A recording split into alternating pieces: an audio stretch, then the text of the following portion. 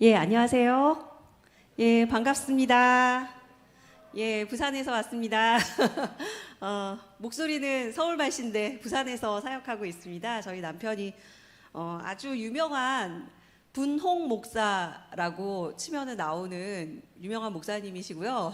저는 우리 분홍 목사님이 분홍색을 이렇게 캐릭터로 정해가지고 다음 세대를 사랑하는 그분을 전하는 홍 목사. 그래서 분홍 목사라고 캐릭터를 해서 아이들을 만나고 있는데 저도 캐릭터가 필요할 것 같아서 연보라색 옷을 입었습니다. 왜냐하면 제가 이승연이잖아요. 보라, 주님을 보라 하는 마음으로 다음 세대들이 하나님을 보고 예수 그리스도를 보고 만나게 하는 이승연 목사. 그래서 연보라색 옷을 한번 입어봤습니다. 괜찮으신가요? 괜찮으면 막 박수도 쳐주시고 막 예, 감사합니다. 예, 저희 소개를 잠깐 드리면요. 저는 2006년도에 목사 안수를 받았고요. 그리고 신대원 그러니까 학부 때부터 기독교 교육을 공부했습니다. 어릴 때부터 아이들을 가르치는 일이 참 즐거웠어요. 그래가지고 계속 가르치다 보니까 학교를 가게 됐고 학교에서 학부 4년, 신대원 3년, 대학원 2년, 그리고 박사과정 5년. 도합 몇 년인지 제가 더하기가 안 되는데 광나루에서만 공부한 토종 박사입니다. 그래서 영어도 발음이 굉장히 정직한 예, 그런 박사고 또 제가 장신대 그래서 졸업해서 거기서 강의를 아이들 가르치는 강의를 했고요. 대학생들 그리고 부산장신대에서도 강의를 했고 현재는 영남신학대학교에서 두 강의를 하고 있습니다. 그래서 여러분들 대구에서 여러분들을 만나보니까 정말 반갑고 감사하고 그렇습니다. 제가 학부 3학년 때부터 총회교육부에서 공과 및 프로그램 자료집을 만드는데 참여를 했습니다. 좀 빨리 했죠. 그리고 기독교교육연구원에서도 학부 때부터 교재를 만드는 일들을 해왔습니다. 제가 왜 이렇게 제 자랑을 하냐면요.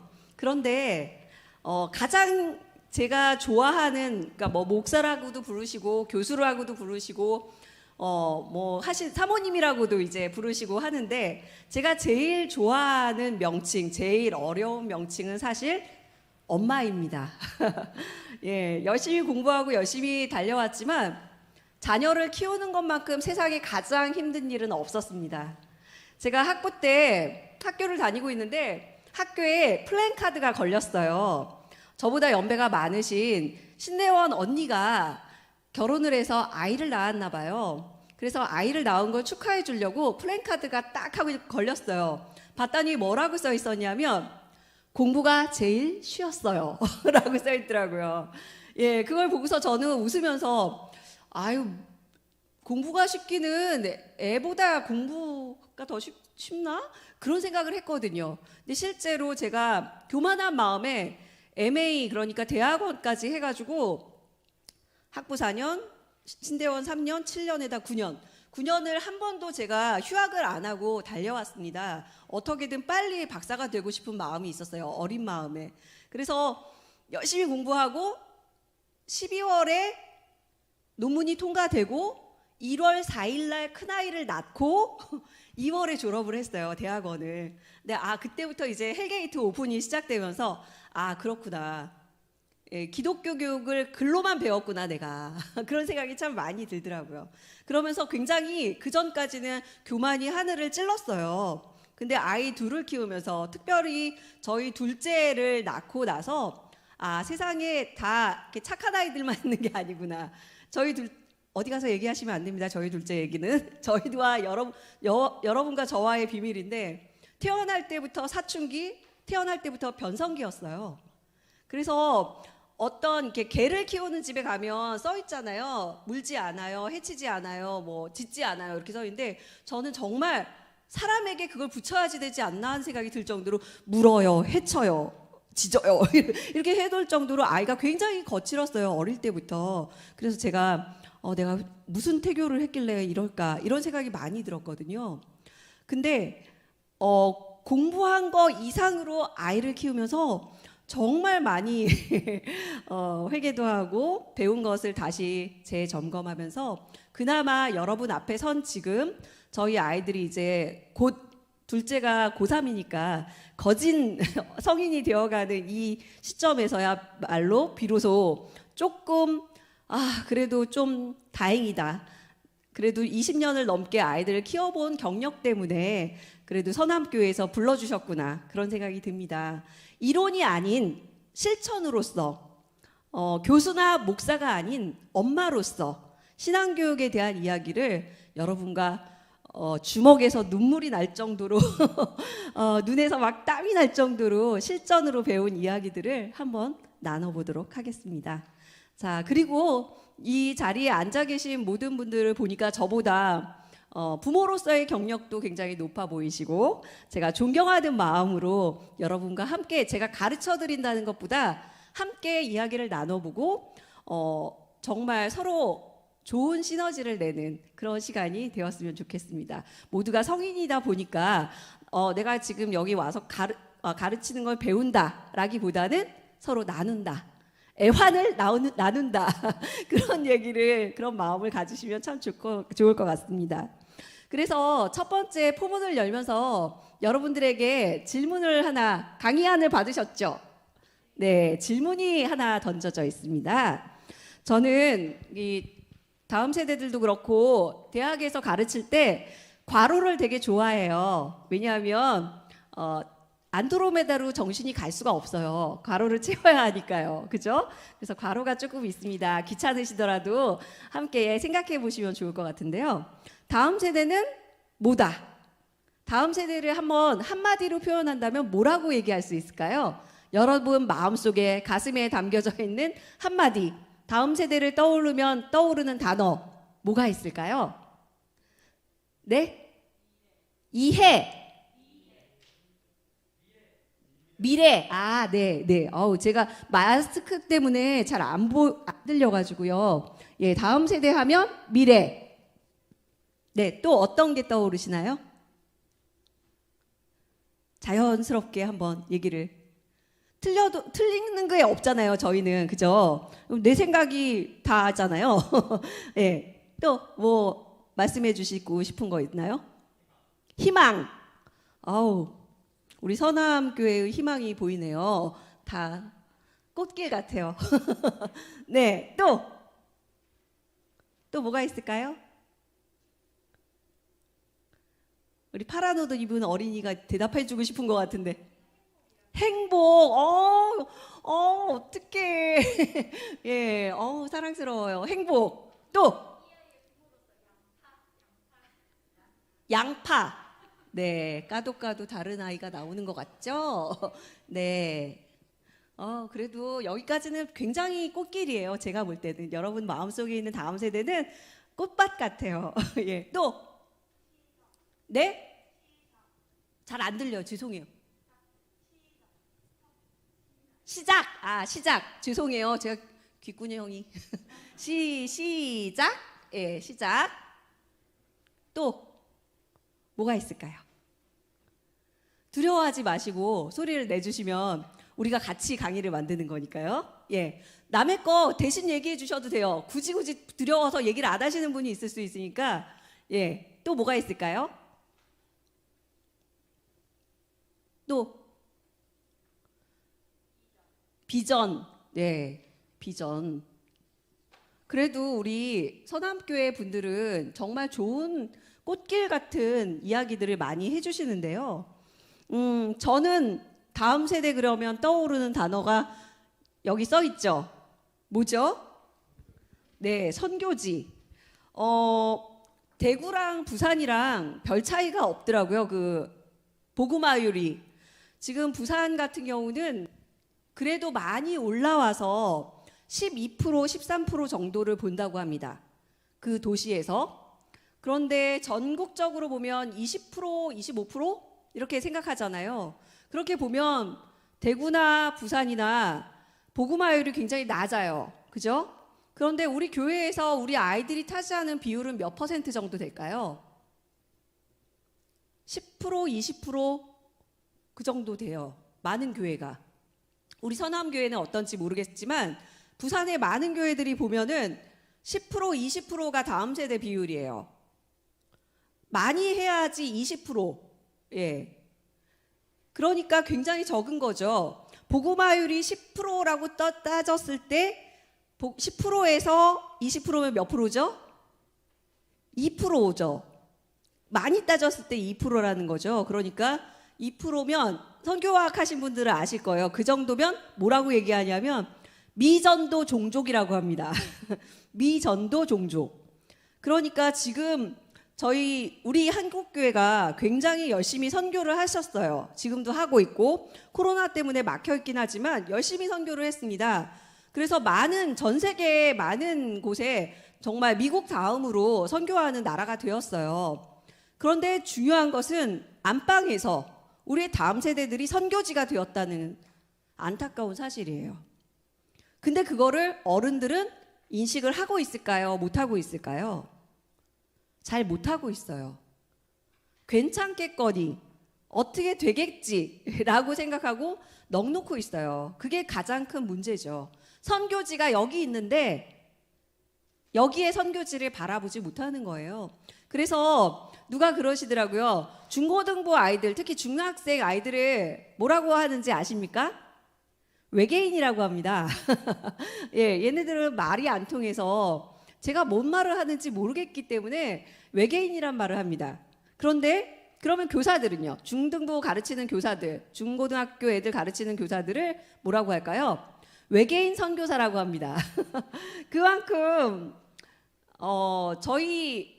제가 지금 3호로 있는 부산 성민교회의 양육훈련학교, 저희는 교사대학이라는 말을 쓰지 않습니다. 왜냐하면 부모도 그리고 다음 세대에 관심 있는 모든 분들이 오셔가지고 함께 이야기를 나누는 장이기 때문에 양육훈련학교라는 얘기를 이 타이틀을 걸고 연초에 1월 첫째 주부터 7번에 걸쳐서 양육훈련학교를 했어요. 그때 이제 모든 부서 교사들이 오고 관심 있는 장로님, 집사님, 학부모들 다 와가지고 이제 양육훈련학교를 제가 7주 동안 진행했는데요. 거기에 이제 중고등부, 청소년부 맡고 계신 교사분이 교회에서 할 얘기는 아닌데 이렇게 얘기하시더라고요. 청소년부 교사 3년이면 몸에서 사리가 나온다 라고 얘기를 하시더라고요. 그만큼 얼마나 힘들면 아이한테 어깨를 토닥이는 것 자체도 너무 힘든 거예요.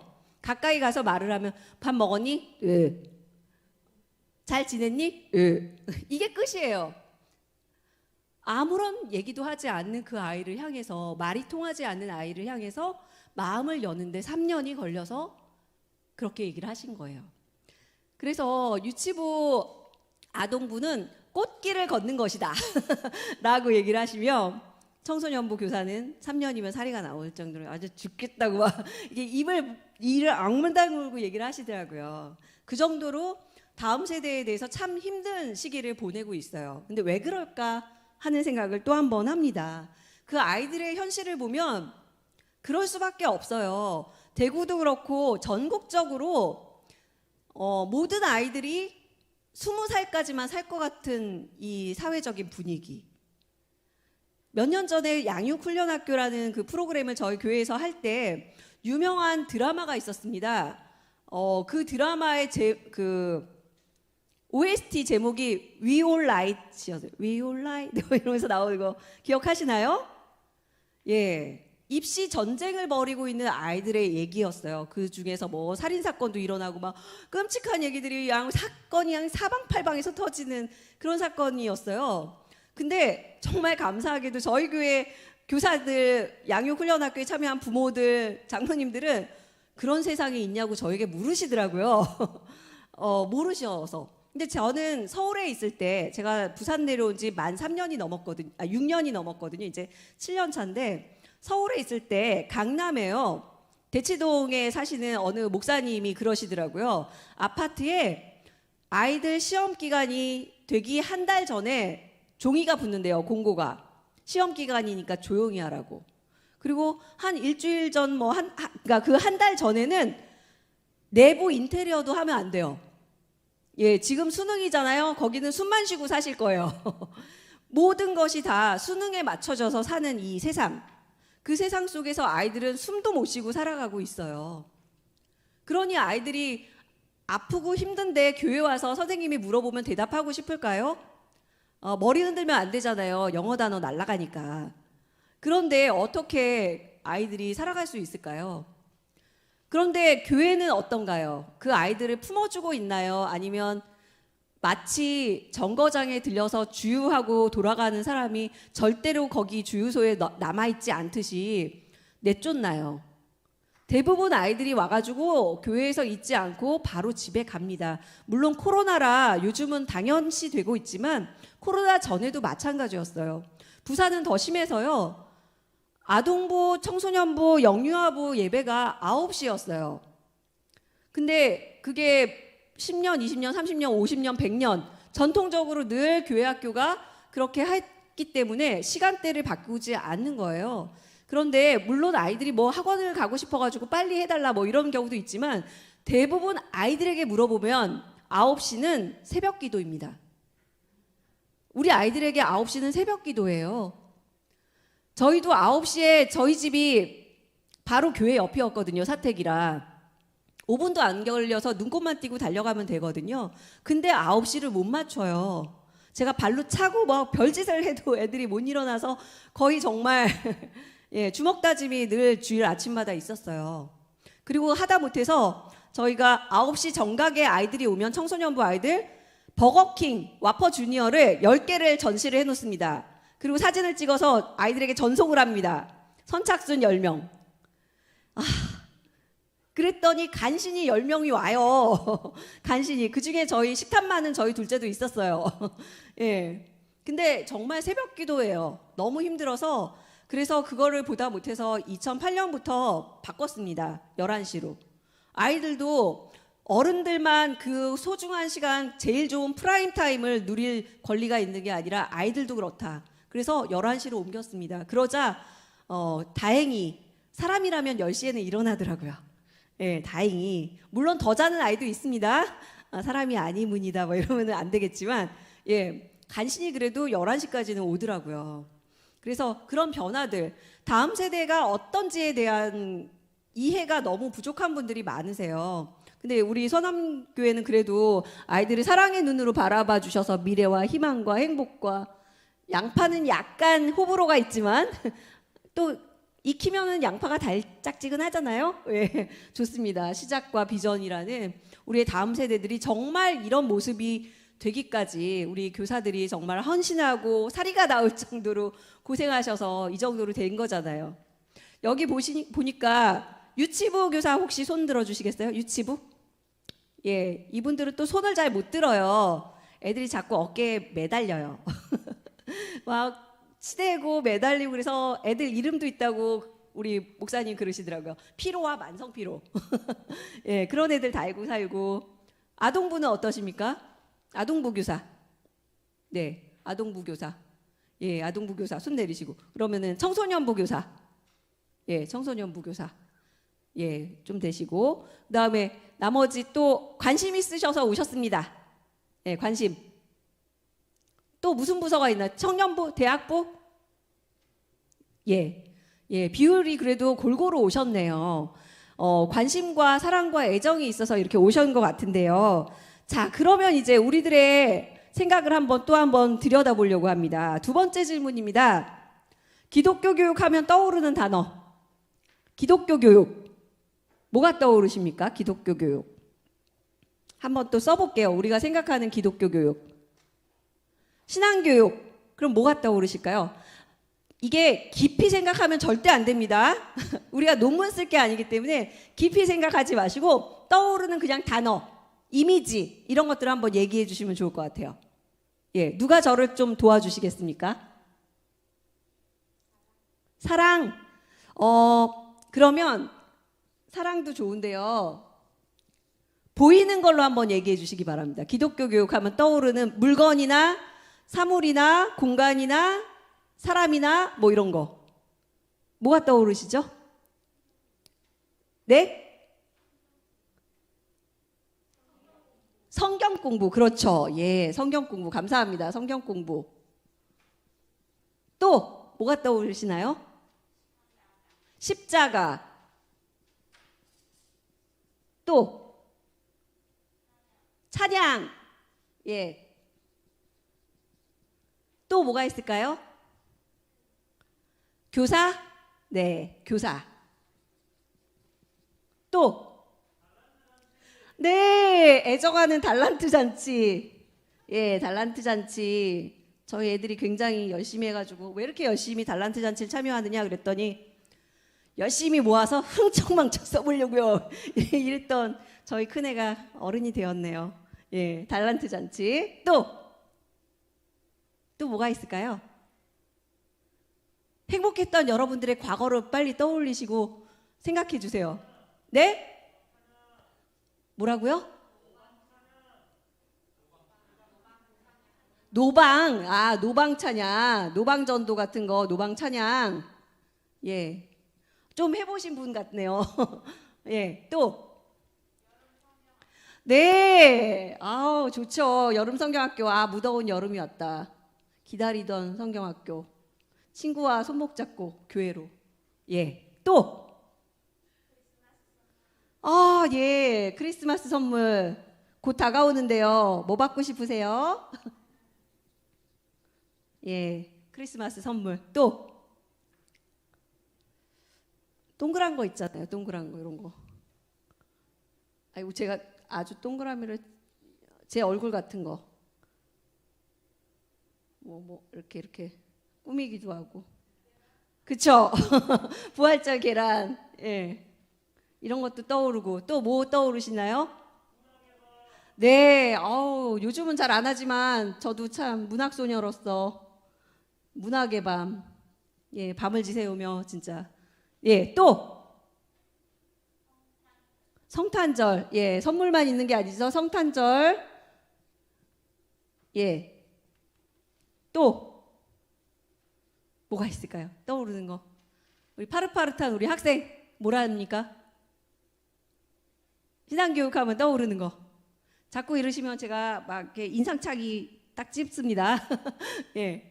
한 몇 분만 더 얘기해 주시면은 해방될 수 있습니다. 빨리 얘기해 주세요. 네, 곧 다가오고 기대하고 있구나. 연말 시상식. 예, 우리 친구는 많이 상탈 것 같아요. 예, 연말 시상식. 네. 또 공과책. 네. 또 신앙교육 하면 딱 떠오르는 거 뭐가 있을까요? 목사님. 네, 아유 모범생이신 것 같아요. 예. 자, 더 이상 괴롭히지 않겠습니다, 여러분. 자유하십시오, 이제. 예. 여러분들이 이렇게 많이 얘기해 주셨어요. 역시 집단 지성을 이용해서 얘기를 하니까 많이 나오죠. 이거 말고도 내 가슴 속에 뭔가 하나씩 다 있죠. 우리 담임 선생님도 있을 수 있고, 여름 성경학교 때 먹었던 수박도 생각나고, 예, 여러 가지가 생각이 날 거예요. 캠프파이어 뭐 이런 것도 생각나고, 보시면 공통점이 있어요. 전문가로서 항상 교회학교에 대해서 그리고 신앙교육에 대해서 여쭤보면 정말 대부분 이런 걸 많이 얘기하세요. 어느 교회나. 신기하죠? 다 교회들이 맞춘 건 아닐 거 아니에요. 우리가 짜고 그런 거 안 하잖아요. 근데 신기한 건 대부분 다 이렇게 나와요. 제가 뭘 얘기를 하려고 하는 거냐면 기독교 교육이라는 말을 하면 기독교 교육이라고 하면 우리는 항상 이렇게 교회에서 뭔가를 하는 거라고 생각을 하세요. 그리고 가장 기독교 교육에서 가장 핵심적인 걸 뭐라고 생각하시냐면 성경 공부, 공과책. 그게 제일 핵심이에요. 기독교 교육에. 많은 교사들이 다른 거 뭐 재미있고 노는 거 많이 있지만 그래도 제일 중요한 건 성경 공부하는 거고 성경 공부하려면 공과책이 있어야 되고 그러니까 그게 가장 핵심이라고 많이들 생각하세요. 그거는 맞는 말이기도 하지만 또 그렇지 않을 수도 있어요. 왜냐하면 제가 여러분들에게 말씀드리고 싶은 건 세 번째 보시면 교회학교, 교회교육, 교육목회 떠오르는 단어를 보시면 우리가 생각하는 기독교 교육은 1차적으로 항상 교회 학교예요. 예전에는 주일학교라고 얘기했어요. 선데이 스쿨, 주일학교. 그런데 거기서 조금 더 넓어진 게 이제 교회 교육이죠. 그래서 교회 학교는 교회에서 어린이, 청소년을 대상으로 학교식으로 이루어지는 프로그램이에요. 네모난 교실에서 네모난 의자에 앉아 네모난 칠판, 네모난 척 이런 학교식의 교육을 하는 데가 교회 학교예요. 그래서 애들이 교회 학교를 좋아할까요? 싫어할까요? 좋아하기도 하지만 학교를 싫어하시는 어르신과 어린이의 합성어로 어리신이라는 말을 하는데, 이 어리신들은 학교 자체를 굉장히 싫어하는 분들도 많이 있답니다. 그래서 학교라는 프로그램 자체를 되게 싫어하기도 해요. 근데 교회 학교가 가장 작은 단위예요. 가장 작은 단위가 교회 학교, 그 안에서도 공과 시간. 예. 다른 것들도 굉장히 많이 있는데 그게 굉장히 중요하다고 많이들 생각하세요. 그리고 교회 교육은 뭘까요? 교회가 주관하는 교육 전체를 다 교회의 교육이라고 할 수 있어요. 우리가 지금 하고 있는 교사대학 하는 교사대학도 교회의 교육이고요. 구역장 권찰 교육 뭐 이런 것도 있을 수 있고요. 그리고 뭐 항존직 교육, 그리고 뭐 가정사역 할 때 하는 교육, 뭐 여러 가지 교육 프로그램들이 교회 안에 굉장히 많이 있습니다. 그래서 다 합쳐서 어른 아이 할 것 없이 다 합쳐서 교회 교육이라는 말을 써요. 그러면 이제 교육 목회는 뭘까요? 교육 목회는요, 대개의 경우 교회 교육은 교회가 주관하는 교육이고 사실은 교회에서 사는 모든 삶의 양식이 교육적이다. 우리는 교회 와서 많이 배우니까요. 그래서 두 번째, 세 번째 들어갈 괄호의 말은 교육적이다. 교회의 모든 삶의 양식은 교육적이다.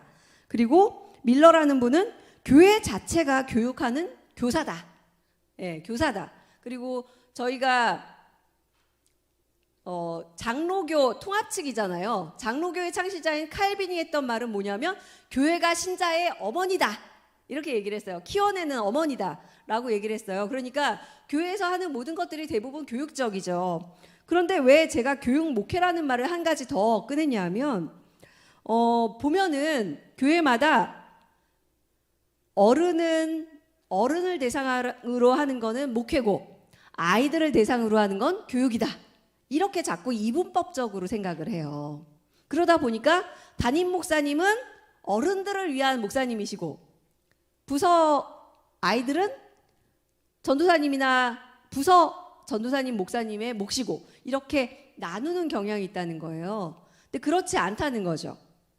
여기 교육 목회라는 거는 목회의 모든 차원들을 교육적으로 기획하고 실행하는 교회의 활동으로서 예배, 선교, 교육, 친교, 봉사, 교회의 기본적 존재 양식이라고 이걸 얘기하거든요. 존재 양식. 교회에서 뭐 하나? 예배 드리고 선교하고 교육하고 친교하고 봉사하고 이 5가지를 교회의 존재 양식이라고 하는데, 존재 양식 모두가 기독교인을 훈련하는 교육의 통로다. 교육의 통로다. 이렇게 얘기를 합니다.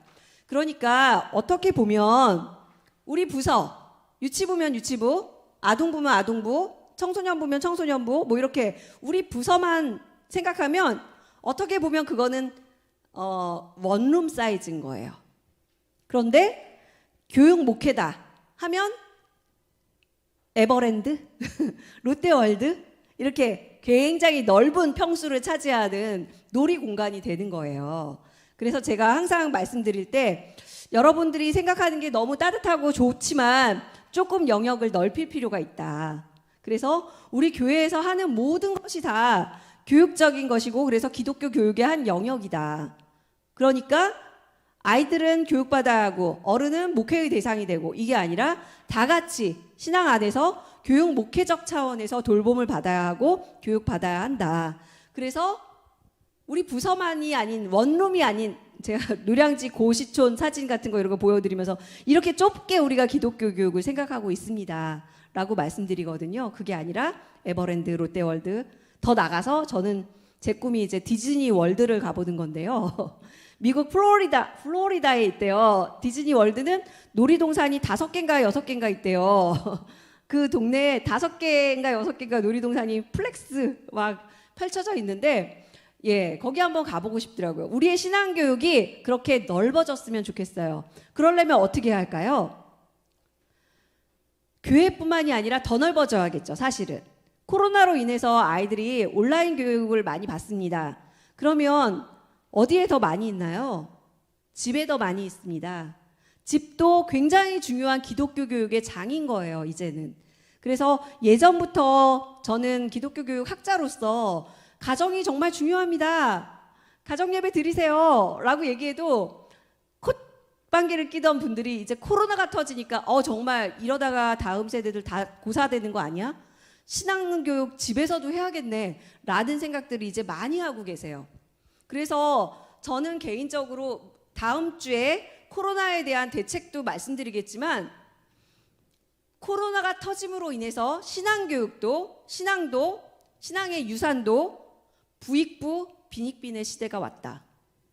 냉정하게 이제 우리가 다음 세대를 쫄딱 말아먹을 수도 있는 시대가 됐고, 오히려 코로나로 인해서 경각심을 갖게 되면 완전히 다른 세대가 일어날 수 있겠구나. 그래서 교회마다 부익부 빈익빈의 시대가 올 것이다 라고 저는 예측하거든요. 바라기는 우리 서남교회가 부익부, 신앙의 부익부를 이루시는 그런 믿음의 공동체가 되기를 축복합니다. 소리가 더 축복합니다. 예, 감사합니다. 그래서 우리가 신앙교육을 넓은 의미로 바라봐야 한다라는 말씀을 드리고 싶고요. 그 다음에 이제 신앙교육을 넓은 의미로 바라본다면 제일 먼저 세워야 할 게 있어요. 그게 바로 깃발을 세우는 거예요. 어디를 목적지로 해서 갈 건가 하는 거예요.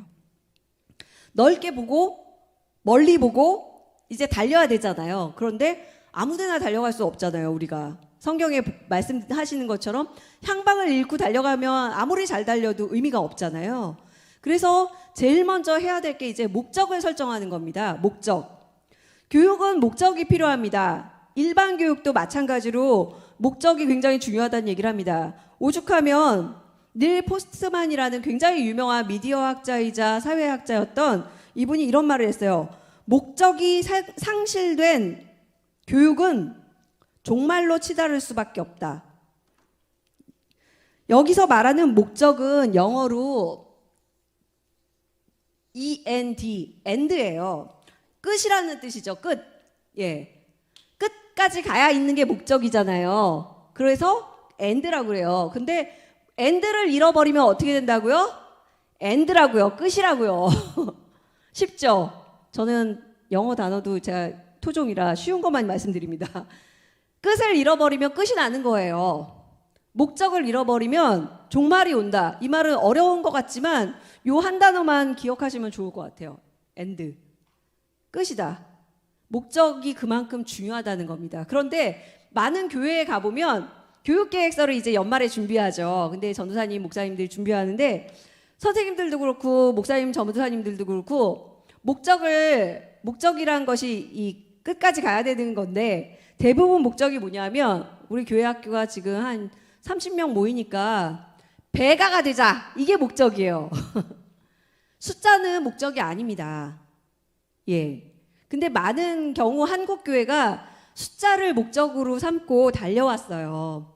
그래서 많이 힘들었죠. 왜냐하면 내실을 기하지 못하고 부실공사가 되는 경우가 많았거든요. 그래서 사람만 채우면 다라고 생각했던 그런 거에서 벗어나야 된다는 거죠. 교육학적인 차원에서 목적이란 건 뭐냐? 교육이란 바람직한 인간 형성. 일반 교육에서 하는 말입니다. 바람직한 인간 형성이 목적이에요. 일반 교육은. 제가 고등학교를 어딜 나왔냐면 홍익대학교 사범대학 부속여자 고등학교를 나왔습니다. 줄여가지고 홍익대 사범 부속여자 고등학교. 더 줄일 수가 없네요. 아무튼 홍익여고를 나왔는데 늘 들었단 말이 홍익이었어요. 널리 세상을 이롭게 하라. 예, 홍익이라는 홍익정신. 예, 그걸 생각했는데 여기서도 마찬가지죠. 바람직한 인간 형성이란 거는 홍익인간처럼 사람들을 이롭게 하고 바람직한 인간으로서 자라가고 민주 시민사회를 지키고 이런 거잖아요. 이런 가치들을 위해서, 그리고 자신의 자아 실현을 하고 행복한 삶을 영위하고 뭐 이런 게 이제 일반 교육의 목적이란 말이죠. 그래서 목적이라고 하면 교육을 생각할 때 항상 생각해야 되는 게 뭐냐면, 동그라미 3번에 쓸 게 교육에는 방향성과 가치 지향성이 있다는 거예요. 예, 뭔가 홍익인간 그러면 딱 떠오르잖아요. 널리 사람을 이롭게 하는 유익한 인간형을 만들어야겠구나. 방향과 가치가 있죠, 거기 안에. 예. 근데 저는 교육을 떠올릴 때마다 제가 장신대에서 광나루에서 장신대 박사과정을 기독교 교육을 했는데, 거기에서 썼던 학위 논문 제목이 뭐냐 하면 여행 메타포를 활용한 통전적 기독교 신앙교육 연구였어요. 교육이라는 게 뭐냐라고 얘기한다면 저는 여행과 같다는 생각을 해요. 여행 좋아하시죠? 네. 다들 특히 남자분들보다 여자분들이 막 여행 가방 그럼 막 가슴이 막 벌렁벌렁 뛰면 어디로 날아가지? 막 어떻게 막 이러잖아요. 여행은 가기 전이 제일 행복한데, 아무튼 저도 좋아합니다. 근데 여행을 생각해 보세요. 내가 이번에 파리로 이제 날아가겠다 생각한다고 하면, 여행을 가면 목적지가 있죠. 네, 파리를 간다라는 목적이 있습니다. 그럼 그게 목적지가 되겠죠. 교육의 여정에서 목적지가 있어요. 파리에 가서 에펠탑 밑에서 뭐 차를 마신다라는 목적이 있다고 생각해 보세요. 그러면 그 목적지까지 가는 동안에, 가기 전부터 심장이 두근두근거리면서 가방을 뭘로 가져가지, 옷은 뭘로 가져가지, 다 가져가면 이제 빠진 게 비데인데 비데를 어떻게 가져가지? 막 이러면서 계속 짐을 싸잖아요. 예, 그 모든 것들부터 시작해서 가서, 자 이제 여기서는 어디로 갈까요? 인천공항으로 갈까요? 인천공항을 가요. 가서 수속을 해요. 예, 이제 무비자니까 파리는 수속을 하고 비행기 타는 게이트 앞으로 갑니다. 그리고 비행기를 탑니다. 뜹니다. 내립니다. 그리고 와가지고 공항에 내려가지고 공항 버스를 타든지 공항 기차를 타든지 해서 에펠탑 앞으로 갑니다. 가서 차를 마시고 활동을 하고 마카롱을 먹고 여러 가지 활동을 하는 여러 가지의 경험들 있죠. 거기 가서 갑자기 화장실이 가고 싶은데 화장실을 모르겠네. 봉주 하면서 모르는 영어 불어를 쓰면서 토알렛 디스 그러면 오케이 땡큐 바디랭귀지 막 하면서 화장실을 찾아가기도 하고, 뭘 사고 싶은데 말을 못 하겠네. 그냥 디스 how much 그래가지고 오케이 땡큐 디스 하고 나오는, 이런 모든 과정, 일련의 모든 경험의 과정들이 전부 다 교육의 과정이겠죠. 만약에 교육이 여행이라면 얼마나 행복할까요? 저는 오늘 부산에서 출발해서 대구로 오는 고속도로를 달리는 동안 여행 같았어요. 나무의 색깔이 달라지는 것도 너무 행복하고 아름답고, 도시에 들어와서 낙엽들이 뒹구는 것도 까르르 웃음이 나올 정도로 행복했어요. 왜냐하면 여러분을 만나러 가는 과정이 내가 가가지고 강의해야 되는데 피곤해 어떡하지, 이게 아니라 너무 행복한 여행을 하고 있어 라고 생각하면 교육이 정말 행복한 과정이 되겠죠. 우리 아이들에게도 마찬가지예요. 교회에 오는 게 하나의 행복한 여행이라면 어떨까요? 네, 왔어요. 만나는 선생님은 누구실까요? 오늘 나를 행복한 여행에 초대해준 가이드예요. 그 가이드가 예전에는 그냥 별거 아니었던 것 같은데 너무너무 얘기를 잘해서 돌덩이 하나에도 의미 부여를 하잖아요. 성지순례 가면. 그죠? 성지순례 저도 가봤는데 막 폐허가 막 돼 있어요. 근데 가이드 하시는 분이 막 열정을 다해서 얘기하니까 거기에 막 건물이 막 세워지는 것 같고 막 거기 사람들이 막 다니는 것 같은 상상력이 발휘되더라고요. 그래서 그 가이드를 통해서 너무너무 행복한 여행이 되었어요. 그런 것처럼 아이들이 교회에 와서 가이드인 선생님을 만나고 행복한 성경 여행을 하고, 그리고 너무 행복했어요. 다음에 또 여행해요. 가는 그런 꿈을 꿔요. 그래서 아이들이 교회에 왔을 때 너무너무 행복했다라는. 여행은요 과제가 없어요. 그냥 누리면 돼요. 즐겁게 누리면 돼요. 즐겁게 경험하면 돼요. 말씀도 서로 공동체도 누리는 그런 공동체가 되면 얼마나 행복할까 그런 생각을 해봅니다. 그래서 교육이 마찬가지로 교육은 여행이다. Life is journey 뭐 이렇게 얘기하기 발음이 굉장히 정직하죠. journey 뭐 이런 거.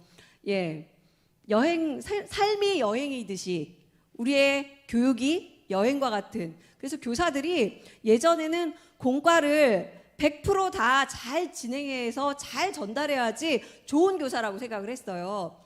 왜냐하면 공과를 전달하는 게 나의 메인 역할이라고 생각하거든요. 근데 요즘은 공과가 굉장히 잘 나오기도 했고 동영상으로 많이 줍니다. 아동부 같은 경우는 제가 아동부 올해 공과를 많이 썼는데 여름성경학교나 뭐 이런 데 보면 PPT도 주고 공과 자료에 동영상도 다 들어가요. 그래서 선생님이 굳이 스토리텔링을 하지 않으셔도 다 전달이 될 정도로 굉장히 잘 나와요. 그럼 교사는 뭐 해야 되나요?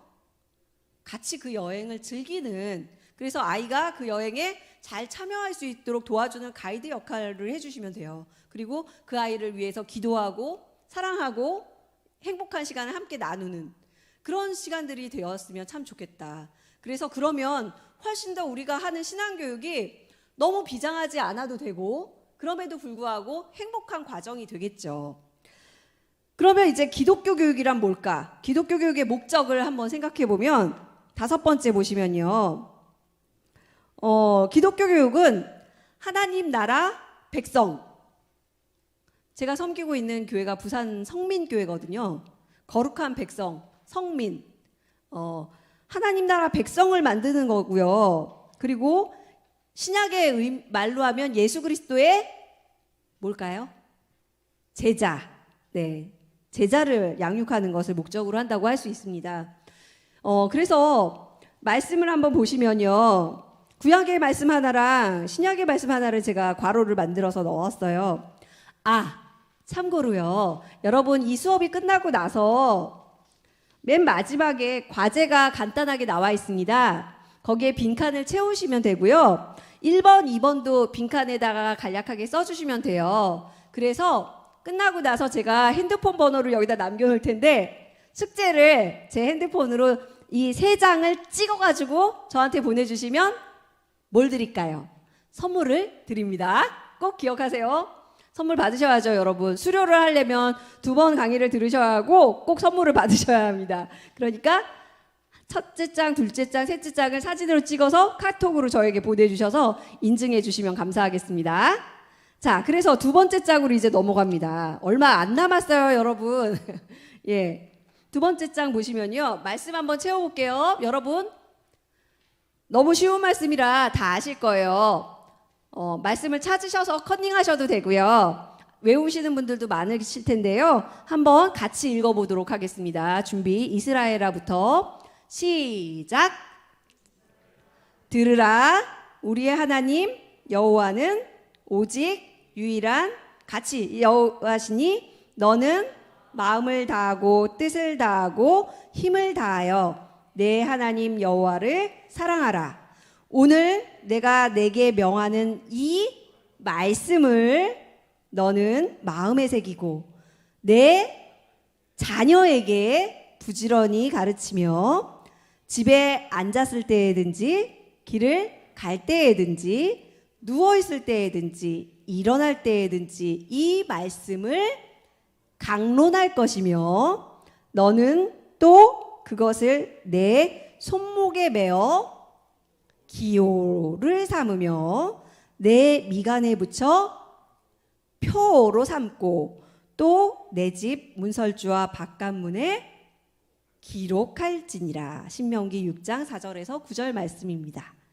자, 이 말씀 보면 이 말씀은 누구한테 하신 말씀이죠? 하나님의 말씀인데 이스라엘아 들으라 했잖아요. 우리 쉐마라는 거 되게 다 잘 아시죠? 근데 이 말씀은 잘 보세요. 누가 들어야 되는 거죠? 내 자녀에게 부지런히 가르치라고 했으니까 부모겠죠. 그 중에서도 대개의 경우 이 말씀을 받는 분들은 남자였어요. 아버지가 항상 이 말씀대로 집에서 엄마가 가르쳐 주시기도 하지만 이스라엘의 신앙교육의 가장 큰 핵심 중에 하나는 아버지의 자리가 있다는 거예요. 한국에서 우스갯소리로 아이가 대학에 가려면 엄마의 정보력과 할아버지의 재력과 아빠의 무관심 그렇죠. 그게 있어야 한다는 얘기를 합니다. 그러나 이스라엘은 절대 그렇지 않았어요. 아버지의 가르침, 신앙적 가르침이 꼭 들어갑니다. 그래서 주말에 이제 안식일에 식사할 때라든가 아니면은 뭐 유월절 식사라든가 그럴 경우에는 어디에 있든지 집으로 돌아옵니다. 그래서 가족들과 함께 식사를 하는데 가장 어린 자녀가 아버지에게 묻습니다. 아버지, 이슨 나물은 왜 먹나요? 그러면 아버지가 우리 조상이 애굽에서 종되었을 때 이렇게 얘기를 해줍니다. 아버지가. 아버지, 그런데 왜 이렇게 급하게 먹나요? 그때 급하게 나왔단다. 이렇게 문답 형식으로 묻고 답하는 그런 경우가 굉장히 많이 있어요. 그래서 사실 예나 지금이나 어머니가 아이에게 신경 쓰는 확률이 높나요? 아버지가 신경 쓰는 확률이 높나요? 대개의 경우 보면 어머니들이 애를 쓰시잖아요. 그러다 보면 아빠의 자리가 자꾸만 왜 작아지는가? 예, 그런데 이스라엘은 신앙교육에 있어서 아버지의 자리를 항상 중요하게 했다는 거죠. 그래서 균형 잡힌 신앙교육을 했고, 그래서 이 말씀을 들어야 하는 주체는 1차가 아버지, 2차가 부모, 그리고 나머지 이제 뭐 가르치는 역할을 하시는 교사들이 들어야 하고 지도자들이 들어야 하는 말이었는 거죠. 그래서 이 말씀을 들을 때마다 우리는 항상 아버지의 역할이 참 중요하구나. 아버지, 여기 많은 아버지들이 와 계신데요. 아, 나는 손 놓으면 안 되는구나. 예, 그걸 꼭 기억하시면 좋을 것 같아요. 그래서 아버지가 꼭 권위 있게 가르쳐라 라는 말씀. 하나님의 백성이 되기 위한 그게 절차다 라는 것을 꼭 강조했습니다. 두 번째 이제 신약의 말씀 한번 볼 텐데요. 이 말씀도 뭐 우리 잘 아는 말씀이죠. 한번 읽어보겠습니다. 시작. 예수께서 나와 말씀하여 이르시되 하늘과 땅의 모든 권세를 내게 주셨으니 그러므로 너희는 가서 모든 민족을 제자로 삼아 아버지와 아들과 성령의 이름으로 세례를 베풀고 내가 너희에게 분부한 모든 것을 가르쳐 지키게 하라. 볼지어다 내가 세상 끝날까지 너희와 항상 함께 있으리라 하시니라. 마태복음 28장 18절에서 20절 말씀. 아멘. 예, 이 말씀도 보면 예수님의 제자를 삼으라는 겁니다. 지상 대명령이라고 우리는 얘기하잖아요. 예수님께서 승천하시기 전에 하신 최고의 우리에게 주신 사명은 제자를 삼는 건데 어떻게 해요? 가르쳐 지키게. 제자란 하나님의 말씀을 가르쳐 지키게 하는 사람이죠. 예, 그래서 우리가 이 사명을 받은 우리 교사들, 부모들이 정말 가르쳐 지키게 하는 일에 열심을 내야 합니다. 그게 우리의 사명이고 정말 중요한 거죠. 그래서 우리의 목적이 뭔지를 바로 알아야 된다는 거. 그 다음에 이제 알아야 할 게 또 있습니다. 그 다음에 학생. 여섯 번째는 학생이 누군가 하는 거예요. 여러분이 가르치시는 학생들 있죠? 그 학생의 존재, 정체를 알아야 되잖아요, 우리가. 그죠?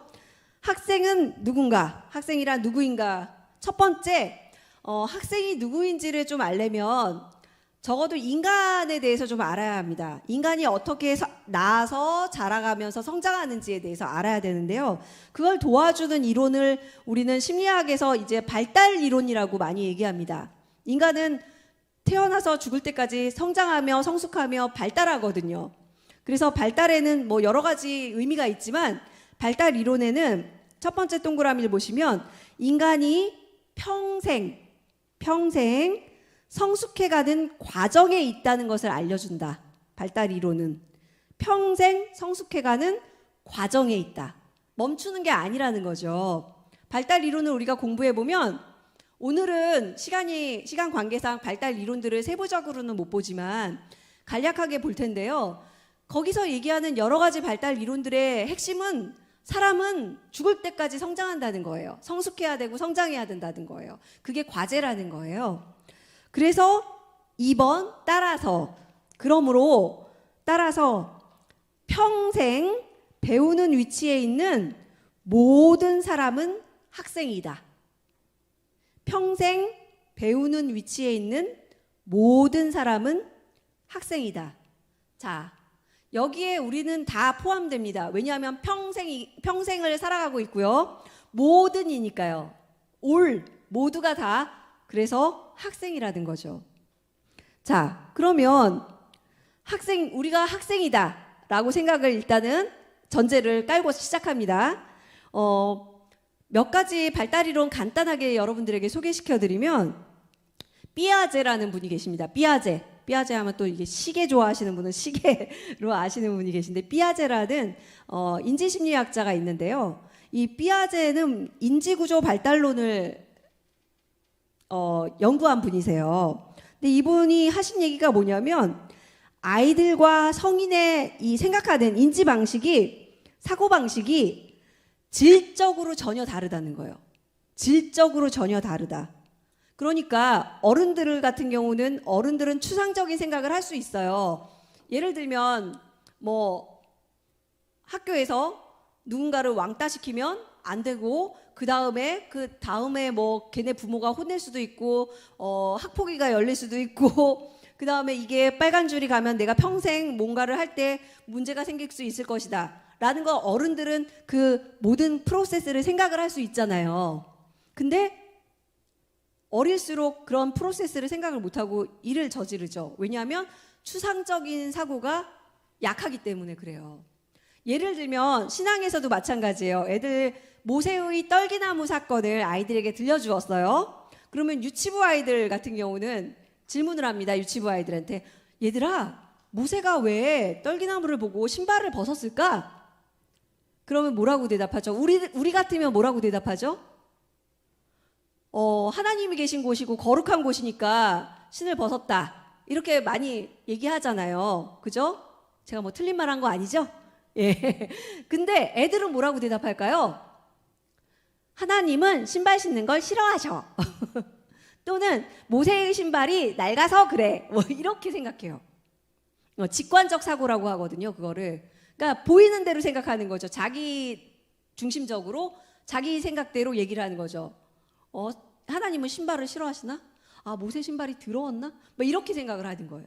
그러니까 우리랑 생각이 완전히 다르다는 거예요. 그걸 질적으로 다르다고 얘기하는 겁니다.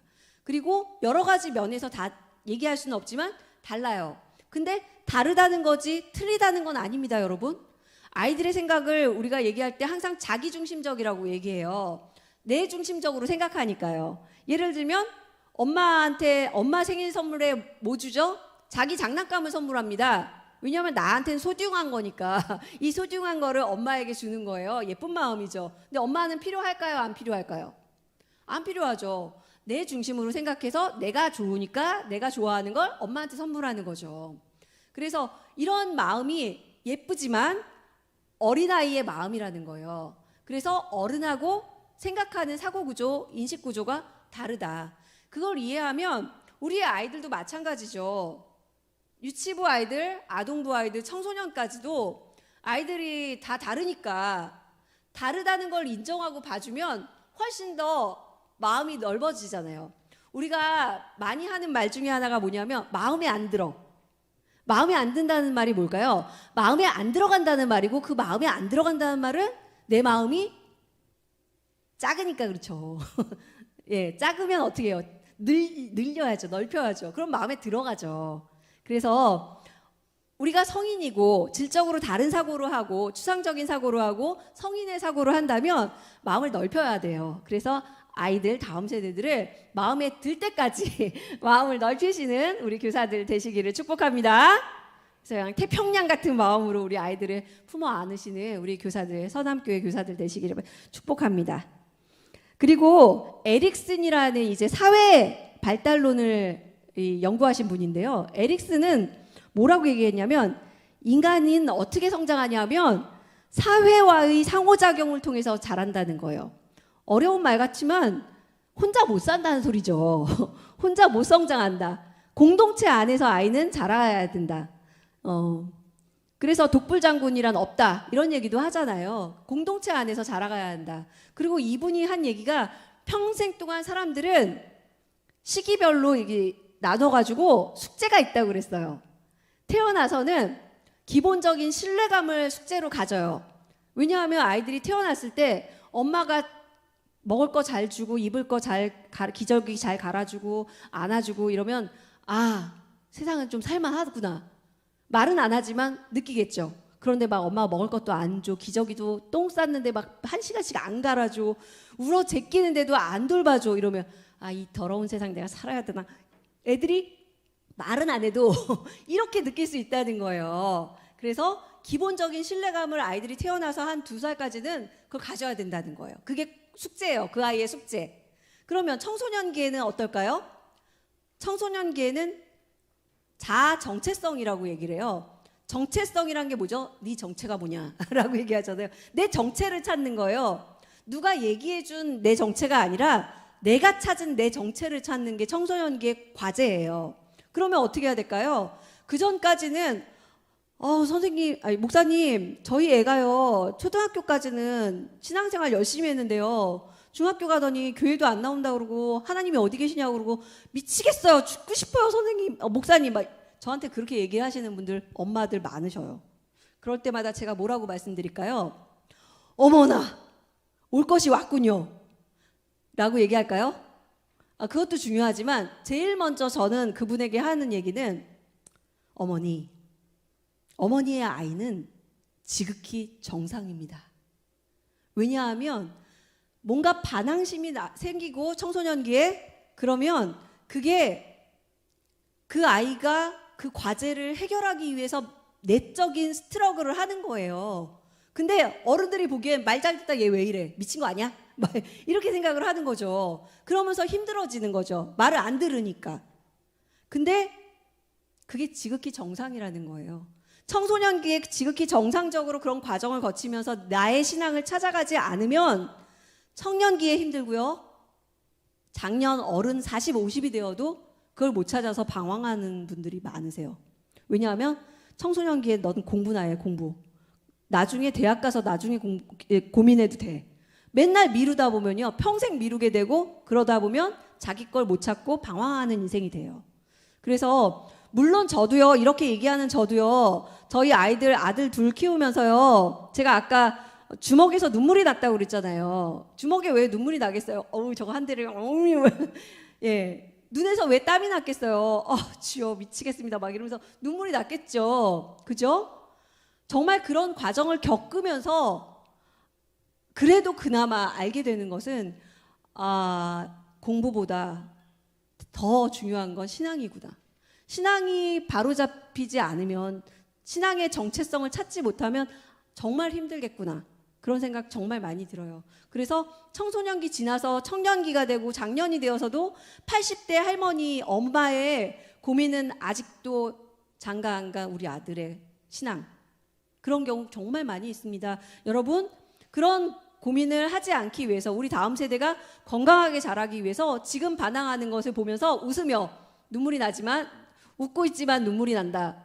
그 가사처럼 눈물이 나더라도 웃으며 정상이구나. 그래, 정상이구나. 우리 아들, 우리 딸 잘 컸구나. 이렇게 생각해 주시며 이를 악물고 버티셔야 돼요. 그러면 나중에 그 아이가 교사의 그 정성, 교사의 노력, 부모의 노력, 이것을 알아주는 때가 올 것이라고 믿습니다. 정말 여러분 교사로서 여러분이 하는 모든 행동 하나하나가 정말 지금 아이들은, 지금 다른 사람은 알아두지 못할지라도 천국에서 해같이 빛나리라 믿습니다. 아멘.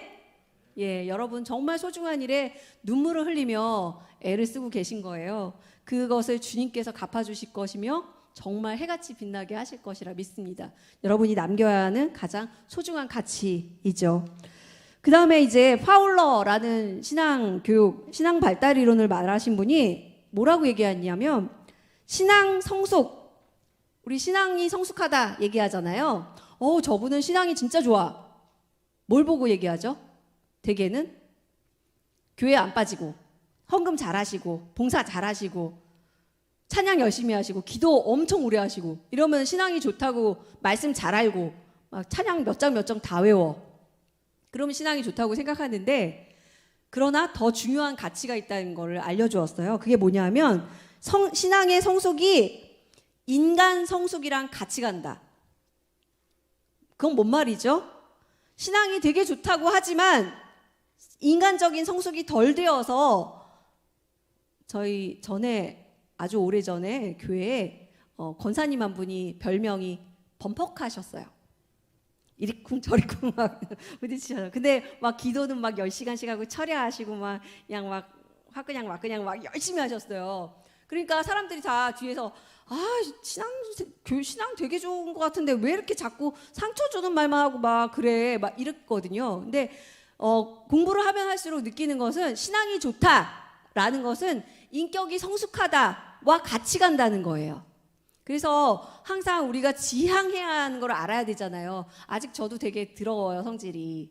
예, 저희 아들들에게 물어보면 아십니다. 아들만 둘을 키우다 보니까 거칠어요. 제 별명이 빼빠예요, 빼빠. 빼빠 아십니까? 빼빠 알면 옛날 사람. 예, 빼빠예요. 거칠어서. 저희 고3 아들이 제가 이렇게 가가지고 이렇게 쓰다듬으려고 그러면 때리지 마요, 때리지 마요. 이래요. 쓰다듬어 주려고 하면. 예. 장난인데요. 그래도 이 녀석이 나를 뭘로 보고 막 이러는데 아무튼 거칩니다. 저도 끊임없이 저를 막 갈고 있어요. 왜냐하면 신앙의 성숙과 인격의 성숙이 같이 간다고 가르치는 작자로서 이게 너무 언밸런스하면 안 되잖아요. 그러니까 저도 저를 굉장히 많이 갈아 넣고 있는데요.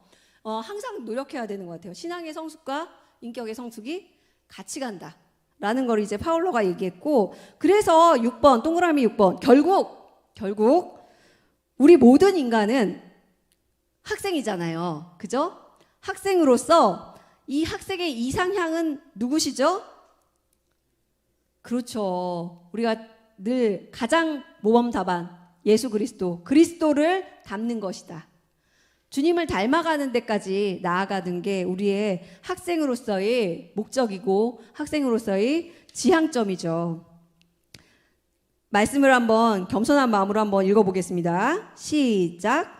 우리가 다 하나님의 아들을 믿는 것과 아는 일에 하나가 되어 온전한 사람을 이루어 그리스도의 장성한 분량이 충만한 데까지 이르니니 이는 우리가 이제부터 어린아이가 되지 아니하여 사람의 속임수와 간사한 유혹에 빠져 온갖 교훈의 풍조에 밀려 요동하지 않게 하려 함이라. 오직 사랑 안에서 참된 것을 하여 범사에 그에게까지 자랄지라. 그는 머리니 곧 그리스도라. 에베소서 4장 13절에서 15절 말씀. 아멘. 그러니까 우리가 아이들을 가르칠 때 성경을 외우게 하는 것도 중요하고 예배를 조용히 드리게 하는 것도 중요하고 공과를 잘 수행하는 것도 중요하지만 제일 중요한 건 예수님 닮아가는 거잖아요. 그죠? 주님을 닮아가는 거는 인격과 신앙이 일치되는 거예요. 그래야 온전한 사람이 되니까. 온전하다는 게 영어로 하면 wholeness라고 하거든요. 그거를 저는 원피스라는 얘기를 해요. 그래서 이 학생에 대한 강의를 할 때 제가 항상 대학을 하거나 교회 대학에서 가르칠 때 원피스를 입고 왔습니다. 한 조각, 원피스가 한 조각이라는 뜻이잖아요. 온전한 하나의 조각, 어디 파편에 잘라져 나가고 그런 게 아니라 한 조각 하나로서 온전한 사람을 이루기 위해서는 우리가 신앙과 인격이 함께 예수 그리스도를 닮아가야 한다라는 걸 얘기할 수 있고요. 자, 그 다음에 끝으로 제가 말씀드리고 싶은 것이 이제 교사입니다. 누가 교사인가 하는 겁니다. 여러분, 우리는 누구라고요? 주님 앞에서 교사이기 전에 학생, 예, 스튜던트. 발음이 굉장히 정직하죠? 우리는 스튜던트입니다. 예, 학생. 평생 모두 학생이죠. 예. 그러면 다 학생이면 누가 교사야? 라는 질문을 던질 수 있죠. 그래서 동그라미 1번. 우리의 진정한 교사는 누구다? 삼위일체 하나님이시다. 아시잖아요. 우리를 변화시킬 수 있는 분은 그분밖에 없다는 걸. 살면서 더 느끼시잖아요. 죄를 바꿀 수 있는 사람은 하나님밖에 없다는 것을. 하나님만 우리의 교사세요. 삼위일체 하나님, 성자 하나님, 성부 하나님, 성령 하나님. 삼위일체 하나님뿐 우리를 바꿀 수 있는 사람은 아무도 없어요. 저는 아이들을 키우면서 그런 생각 정말 많이 했어요. 아무리 때리고 뭐라고 얼르고 달래고 애교를 피우고 안 바뀌어요. 주님만이 그 아이들을 바꿀 수 있으세요. 그래서 하나님만 진정한 교사세요. 그럼 우리 뭐예요? 동그라미 2번. 진정한 교사이신 하나님의 사역에 동참하는 우리 모두는 그래서 하나님이 우리를 교사다, 교사가 될 수 있게 불러주신 거죠. 우리는 자격이 없지만, 우리는 사람을 바꿀 능력이 없지만 하나님께서 우리를 동역자로서 교사로 불러주셨어요. 저는 그런 마음 정말 많이 가져요. 그렇게 내가 학생이고 하나님이 진짜 교사시고 그래서 하나님이 나를 교사로서 불러주셨다라고 생각했을 때 제 평생 기독교 교육을 하면서 느낀 건 이거였어요. 동그라미 3번. 그러므로 부모도 자녀도 세상도 심지어 미디어도 모두 우리의 교사가 될 수 있다는 거예요. 물론 미디어에 폐해가 많이 있습니다. 그러나 선용할 때 교사가 된다는 거죠. 세상도 마찬가지예요. 제가 여행을 좋아하는 이유는 제가 성지순례를 가서 느꼈어요. 그전에는 성경책이 그냥 밋밋한 글씨였는데요. 성지순례를 가서 보니까 성경책이 마치 팝업처럼 펼쳐져 있는 것 같았어요. 입체북이 되어버렸어요. 성지순례 가서 보니까 예루살렘 성전 산 있는데도 보고 광야도 보고 이집트 피라밋 뭐 홍해 뭐 이런 거 시내산 이런 걸 보면서 마치 세상이 열려져 있는 나에게 하나님께서 열어놓으신 팝업책 같이 입체북처럼 보이더라고요. 그래서 갈릴리를 봐도 너무 행복했고 공부하는 것 같이 행복했어요. 그래서 어떤 분이 책을 냈더라고요. 거기도 사춘기 자녀들이 굉장히 말썽이었나 봐요. 부모가 다 교사였는데 학교를 다 때려치시고 아이들 셋을 데리고 세계 일주를 한 거예요. 그리고 책 제목이 뭐였는지 아세요? 세상이 학교다, 여행이 공부다 라는 책이었어요. 그 책을 읽으면서 되게 감동이 되었는데 세상은 하나님이 주신 팝업책이에요. 공부하는 학교예요. 그 안에서 우리는 경험하면서 많은 것들을 공부할 수 있죠. 그래서 여기 말씀드린 것처럼 세상도 우리에게 교사가 될 수 있고 그리고 부모도 아이에게 자녀에게 교사 역할을 이제 코로나 시대를 맞이해서 가정에서 가정예배도 드리고 뭐 하여튼 뭐든지 해야 돼요. 뭐래도 해야 돼요. 그래서 살려내야 되죠. 그런데 또 한 가지는요. 자녀 세대도 교사라는 거예요. 보면 애들이 또래끼리 되게 잘 배워요. 그러지 않나요? 저희 둘째가 좀 그랬다고 말씀드렸잖아요. 예, 걔가 유치부에서 이제 1학년이 초등학교 1학년이 되고 한 3학년쯤 됐을 때 교회에서 담임 선생님이 바뀌었어요. 근데 담임 선생님이 얘가 막 나쁜 짓을 하는 거 아닌데 항상 엉뚱한 짓을 하는 거예요. 그러니까 되게 걱정을 하시고 막 혼내기도 하고 막 그랬죠. 그랬더니 유치부 때부터 우리 둘째를 봐왔던 그 반에 여자아이들이 선생님한테 그러더랍니다. 선생님, 땡땡이는요 그렇게 하면 말을 안 들어요. 선생님, 걔는요 이렇게 말하면 말을 잘 들어요. 이렇게 얘기를 했대요. 그래서 그 선생님이 그 아이들을 통해서 노하우를 배웠다라고 얘기를 하시는데 참 마음에 와닿았어요. 그 정도로 저희 애가 좀 우리끼리만 알아야 돼요. 절대 어디 가서 얘기하시면 안 되는 거 아시죠? 저희 아이가 이렇게 제가 엄마가 여기 와서 이러고 있다는 걸 알면 저한테 금품을 요구합니다. 예화로 사용했다며 건 바이 건으로 돈을 달라고 합니다. 그래서 절대 얘기하시면 안 됩니다. 아무튼 그래서 우리의 다음 세대가 어른 세대에게도 교사가 될 수 있고 또래끼리 서로 가르쳐주는 교사가 될 수도 있다. 그렇게 생각하면요, 정말 겸손하게 우리가 아이들을 바라볼 수 있어요. 그 아이들을 통해서 많이 배울 수 있으니까요. 저는 신대원 졸업하면서, 대학원 졸업하면서, 박사 졸업하면서 논문을 3번 썼습니다. 그때마다 그 논문 쓰면요, 맨 앞에 감사의 글을 적습니다. 뭐 누구한테 감사하고 뭐 이렇게 감사의 글을 적는데요, 꼭 들어갔던 감사의 대상이 있습니다. 누구냐면 저희 아이 둘과 함께, 그리고 제가 지금껏 거쳐왔던 부서의 아이들이었어요. 그 아이들을 통해서 제가 많이 자랐거든요. 저는 23살부터 전도사를 했습니다. 정말 새파랗게 어렸죠. 아는 게 진짜 너무 없었어요. 근데 배운 것만 많았어요. 그래서 유아복 전도사를 시작했는데 오는 애들이 3살, 4살, 5살이잖아요. 와가지고 부서에 왔는데 애들이 우는 애들이 많죠. 입구에서. 엄마랑 떨어지기 싫어서. 근데 애가 말 표현을 못해서 그렇지 이렇게 얘기하는 거죠. 걔는 내가 일주일 내내 엄마가 맞벌이 하느라 날 떼어놓고 다녔는데 교회에서도 내가 떨어져 있었냐?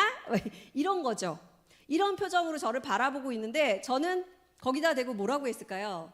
어머니, 전적으로 저를 믿으셔야 합니다. 저한테 맡기고 가십시오.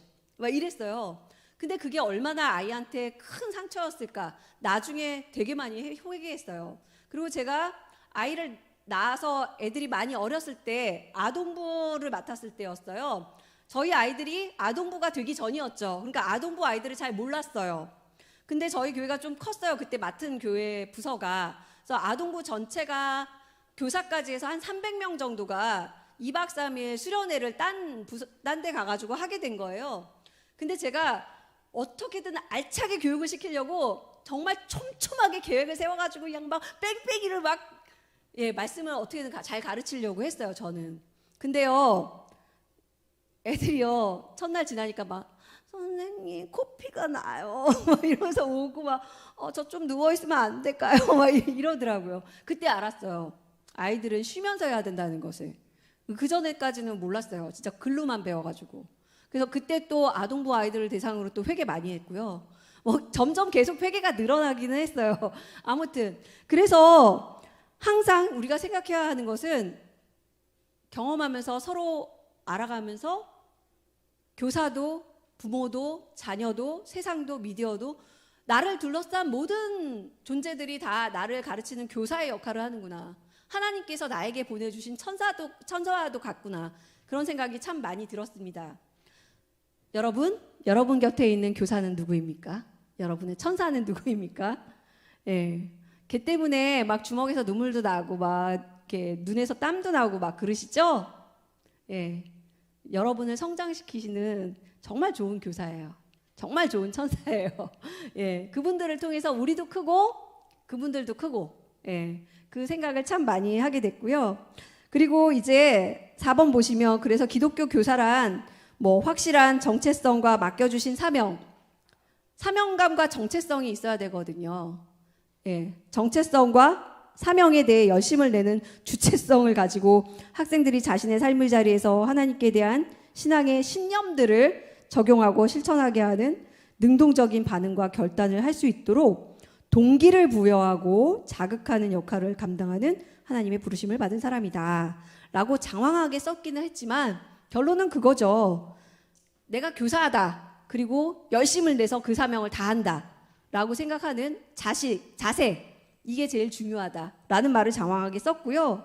그리고 마지막으로 이제 5번 보시면 기독교 교사는 그래서 다양한 역할을 합니다. 그냥 아까 말씀드린 것처럼 공과책, 성경 공부만이 아니라 공과 전달만이 아니라 리더로서, 멘토로서, 산파, 끄집어내는 사람, 커뮤니케이터, 대화하는 사람, 소통이 돼야 되잖아요. 이야기꾼, 스토리텔러라고 그러죠. 얘기도 해주시고 상담가, 아이들이 크면 이제 정말 상담이 필요한 아이들이 있잖아요. 엄마 아빠한테도 얘기 못하는 거, 선생님한테도 얘기할 수 있는 교사, 상담가, 그다음에 비판적 성찰자 이러면 되게 어려운데 자기 스스로를 돌아보는 사람이란 뜻이에요. 비판적 성찰자라는 것은. 예. 그래서 자기 스스로를 돌아볼 줄 아는 사람. 그런 사람이 교사이다. 우리는 모두 교사이기 때문에 이런 생각을 많이 하게 됩니다. 근데 저는 교사하면 하나의 이미지가 떠올라요. 제가 곧 대학교 들어가서 읽었던 한 책에 있던 아주 짧은 이야기였어요. 마음이 가슴이 따뜻해지는 이야기 이런 책이 유행한 적이 있습니다. 거기에 있던 한 예화였는데요. 테디라는 한 아이가 있었는데 초등학교 저학년이었는데 학교에서 선생님이 얘가 좀 항상 지저분하고 잘 못하고 이러니까 선생님이 굉장히 잘 챙겨줬어요. 근데 스승의 날이 되었는데 아이가 이렇게 다 그때 당시에는 이제 선생님한테 선물을 반 아이들이 조그만 거 하나씩 이렇게 외국 이야기니까 선물 하나씩 가져온 거예요. 스승의 날이니까. 그래서 하나씩 주는데 선생님이 하나씩 까면서 너무 좋다, 고맙다 얘들아 막 이러면서 칭찬을 해주었던 거예요. 근데 테디가 얘도 뭘 가져온 거예요. 그래가지고 받았는데 열어보니까 되게 오래되고 낡은 향수병, 그것도 다 쓰고 조금 남은 향수병이었던 거예요. 그거를 가져온 거예요. 그래서 그 아이를 실망시킬 수 없으니까 그거를 이렇게 몸에다 뿌리면서 우리 테디가 정말 좋은 거를 가져왔구나. 향도 너무 좋고 너무 좋구나. 고맙다. 얘들아 너무 고맙다. 이렇게 얘기를 한 거예요. 그랬더니 다른 애들은 막 쭈삣쭈삣하다 선생님이 너무 좋다고 얘기하시니까 맨 처음에는 아이를 약간 안 좋게 생각하다가 선생님이 그렇게 얘기하니까 이렇게 분위기가 그냥 잘 화기애애하게 끝났어요. 끝나고 이제 친구들이 다 집에 갔는데 테디가 남아있다가 선생님에게 와서 얘기했어요. 선생님 감사해요. 선물 받아주셔서 너무 감사해요. 사실은 그게 돌아가신 엄마 거예요. 선생님한테서는 엄마 냄새가 나요. 그래서 그 선물을 선생님께 드리고 싶었어요. 이러면 안 되는데.